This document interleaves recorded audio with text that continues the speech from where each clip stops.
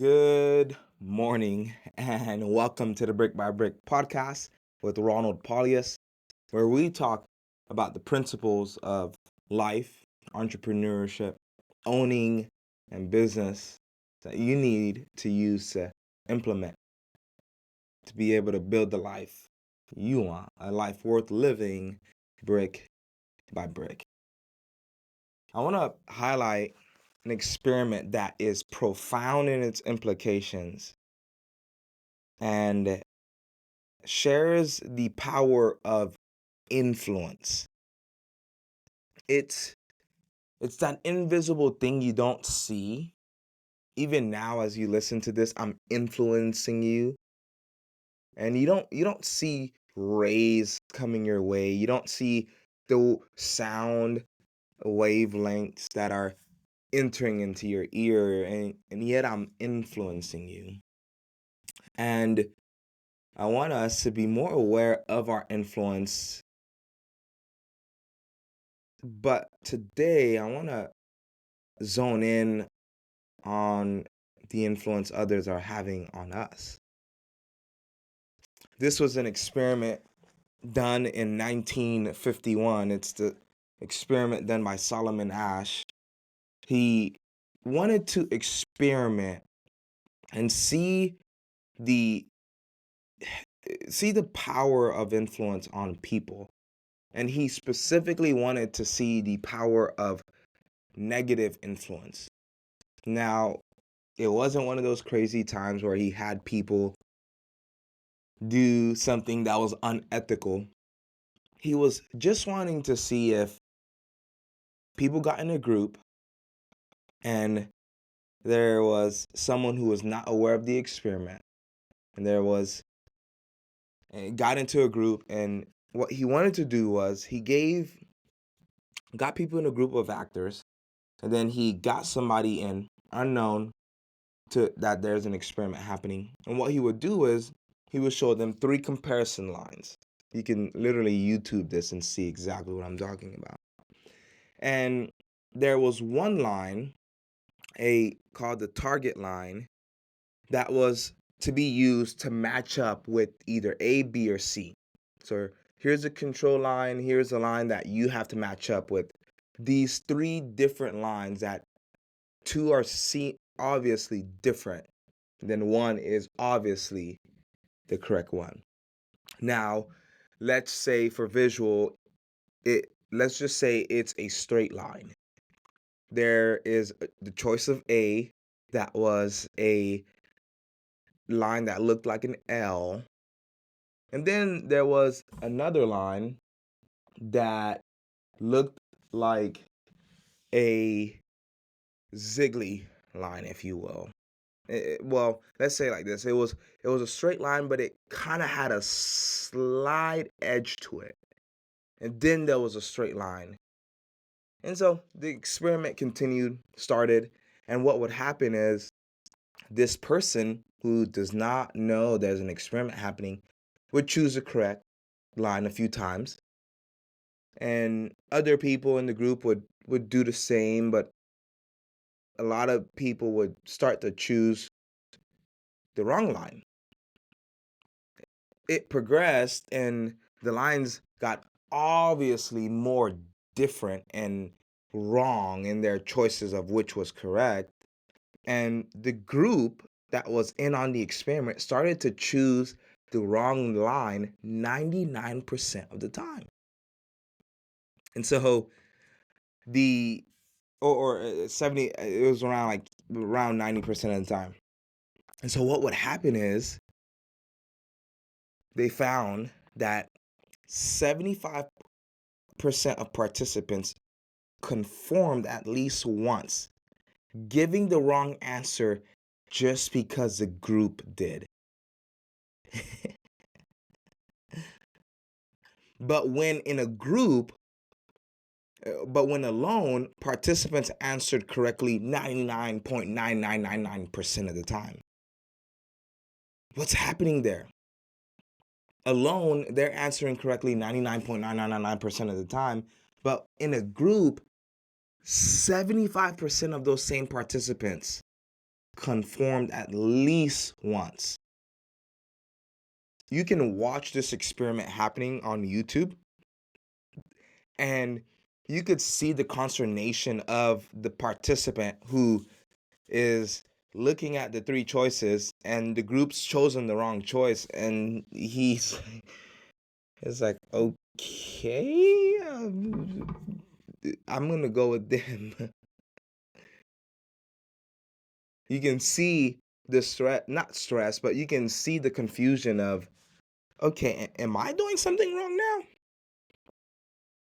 They knew, they knew the right answer, but because of the group and the influence of the group, they ended up changing. So, what are some things we can learn from this? I want to highlight a couple. We tend to conform to fit in. Now, the one listening to this, you're probably a personality such that is, I'm gonna go get it. I'm gonna do it on my own. I'm building my life brick by brick. I'm doing what I want. Oh yeah, I'm going. I'm going. It's probably because you're listening to this podcast alone and you're pumped up. And we look at other people, we look at the participants, and we'd say to ourselves, yeah, we would never do that. We obviously the right answer is C and A on that one and B on that one. I would never. But influence is that invisible force. Invisible force that you do not see, and its power is consistent. Its influence is strong. We conform to fit in. So what does that mean? I mean, if you're around people who've not started businesses and you've said to yourself, I want to start a business, I want to start a service business, I want to start pressure washing, installing Christmas lights, I want to start a hair salon, whatever that business is, if you start to have those conversations and start to say that out loud, I bet you the people around you, those friends and those families, they'll start saying, what are you talking about? Have you ever had a thought that you've shared with a family member or a friend and they discouraged you just because they never did it themselves?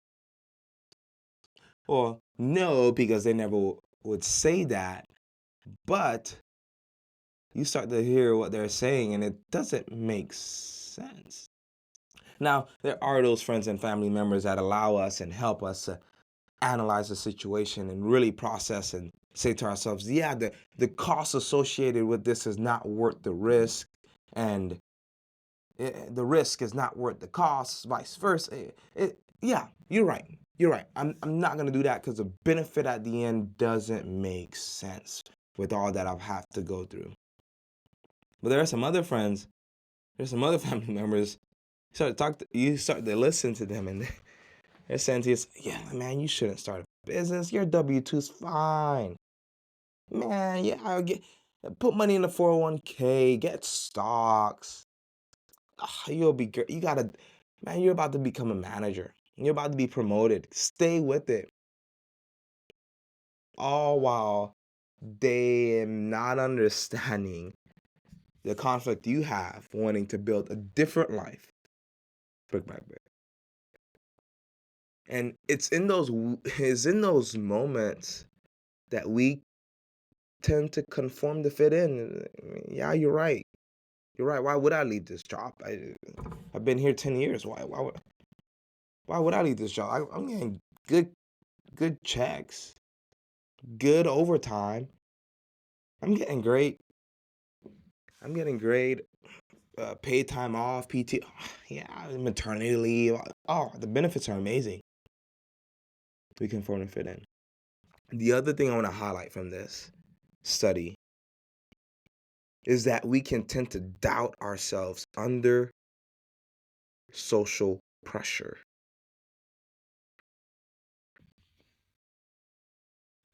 If you go on that YouTube and look up this Solomon Asch conformity experiment, as I mentioned earlier, you will see the conflict in the different participants' faces. And you can see them because what would happen in the experiment is the group would choose first their answer. Obviously, they went with the wrong one. And then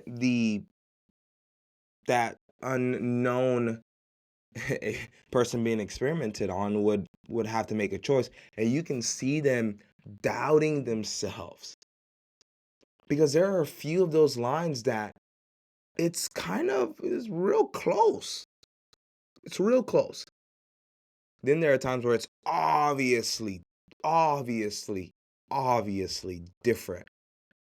And so in the moments where it's obviously different, those people conform to kind of just fit in. It's like, I'm not gonna obstruct the status and the flow and yeah. But in those moments where it's super close and all the groups gone with the wrong answer still, you can see them kind of start doubting themselves. And in the same way, when we have friends and families that and people were around, that invisible influence is there, whether you're aware of it or not.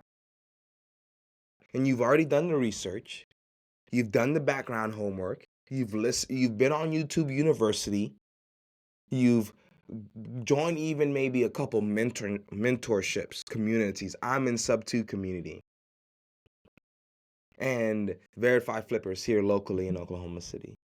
You've joined a few things. You've done a few things, and you've purchased the books, Wealth Without Cash by Pace Morby. All these different things you've done.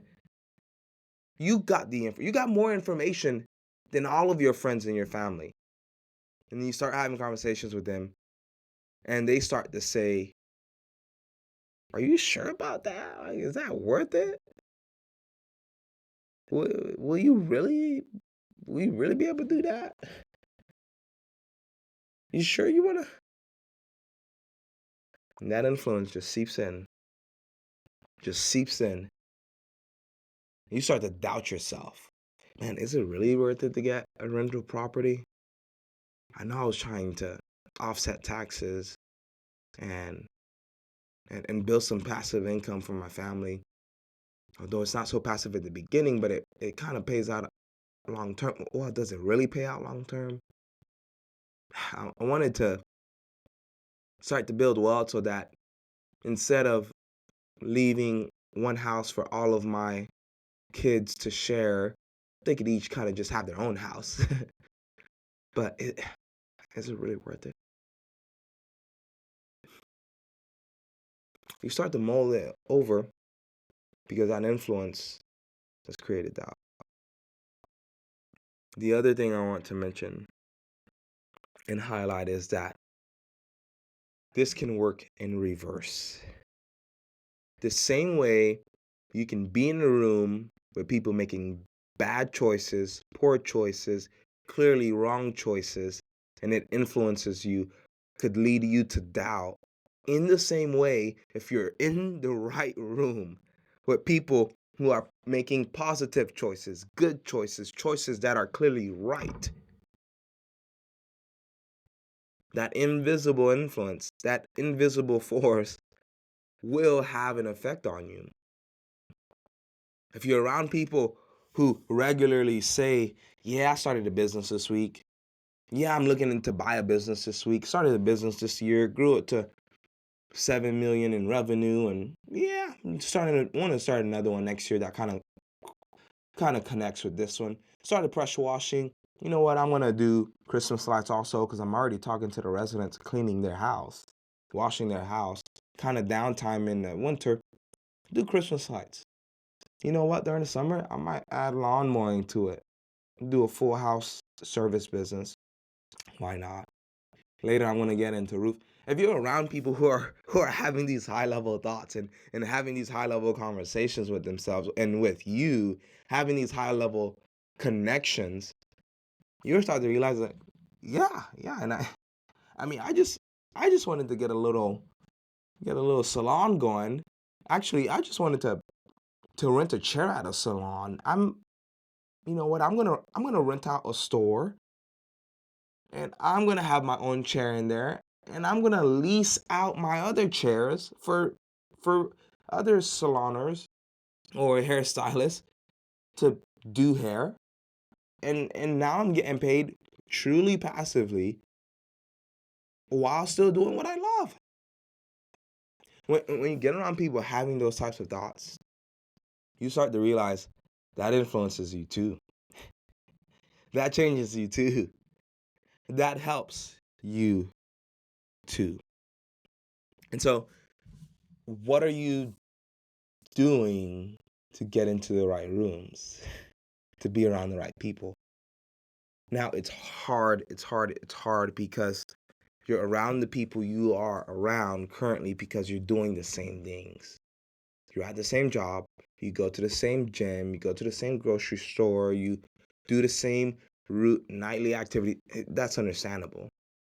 But start to do something different and you'll start to get around different people. It's amazing to me. I have friends here in Oklahoma, family, who love to go to the rodeo. And I go with them every now and then and go see some bull riding and team roping, etc. And it's amazing. It's a whole world. They're telling me how much people could win at a rodeo event and how there's levers and you kind of climb the ladder. It's just like, wow, this is a whole world with a whole different type of people I'm not even sure of. And I do not want to go bull riding. But I tell you this, I've been there long enough. I've gone to enough rodeos that sometimes I say to myself, that's actually pretty epic. And I bet you if I stay long enough, I'd say to myself, that wouldn't be too bad. Make $20 million in 1 week just riding a bull for 8 seconds? Or is it 8 minutes? I think it's 8 minutes. No, that feels too long. I've lost the time. Who are you around? How are they influencing you? Take note. I got up this morning at 5 a.m. and was super tired. Well, I wasn't that tired. I got back into bed after getting out of bed. And I've been telling my wife, Joanna, I want to start jogging. I want to work towards a marathon this year. And she said to me, awesome, you got to go do it. You start practicing. So I got up this morning at 5, went back into bed, and my wife, Joanna, also got up at 5, and she started to push me. She started to push me like, like go jog. Go jog. The weather's warmer. Go jog. I didn't jog all last week and the week before because of how cold it was. Go jog. It's warmer. Finally, I got up, and I'm not jogged at all this year. It's yeah, I'm sorry. I'm ashamed. But I finally started to jog, and as I started to do it, it was really hard. I've not done that in a minute, and as I got back into it, because I've ran a half marathon before, so my goal is a full marathon. And so I started to do it again and said to myself, oh, yeah, okay, this is a little bit easier. Got back home after jogging, then going to the gym, having a sauna session, coming back, getting ready for the day. And my beautiful wife, Joanna, she said, I'm so glad you went jogging. I'm so proud of you. I prayed for you to get up and go jogging. Influence.